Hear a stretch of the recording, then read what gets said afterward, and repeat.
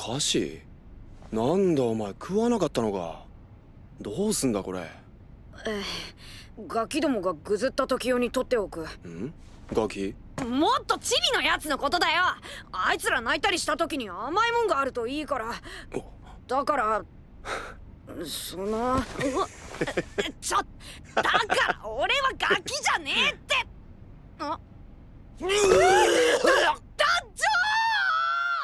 Hey, what's up guys? Welcome to the 9th episode review for Gundam Blood-Ironed Orphans. So this episode was actually pretty interesting because we got to see some really cool things such as Orga and Turbine undergoing the Sakazuki blow-up ceremony, as well as Tekkadan partying into Orga, well, got drunk as fuck, and most importantly Kudelia discussing Martian affairs with the representative of Teiwaz. So in regards to the ceremony, the episode first starts off with Turbine randomly saying, "Yo Pops, I like this guy, let's go through the Sakazuki blow-up for me bros."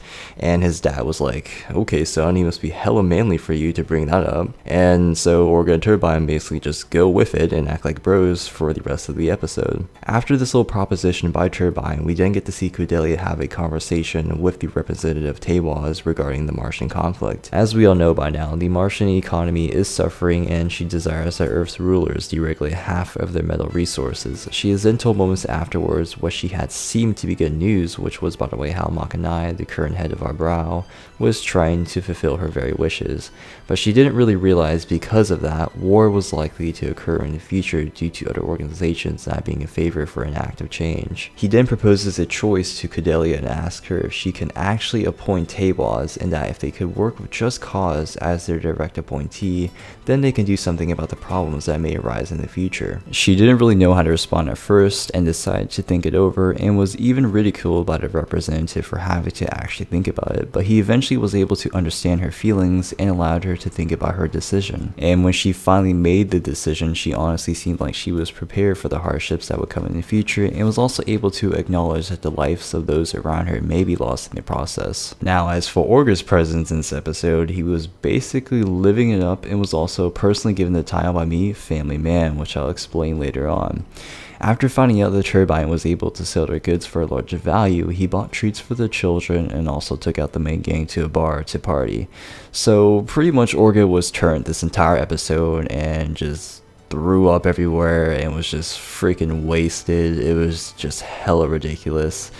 Personally, I thought the scene where Orga was seen consciously awake at the table after returning from the bar was pretty neat. It nicely added a bit of validity for his realization of the real idea of Tekkadan as a whole, judging by the sincerity in his eyes when he heard Biscuit's criticism. You can also see this at the end of the episode where he is questioned about risking his pride as leader of Tekkadan by hesitating to say Tekkadan is what I, and instead says it's a house that we all build together, which is primarily one of the main reasons why I gave him the title of Family Man for this episode. This Gundam series is actually doing an amazing job at appealing to the audience's emotions through scenes such as this, and is probably one of the main reasons why this series is doing very well so far. As for the next episode, there's going to be another fight occurring, and may even be revolved around Akihiro, considering how he's practically talking over it the entire time. So let's hope he isn't the next one to get killed off, guys.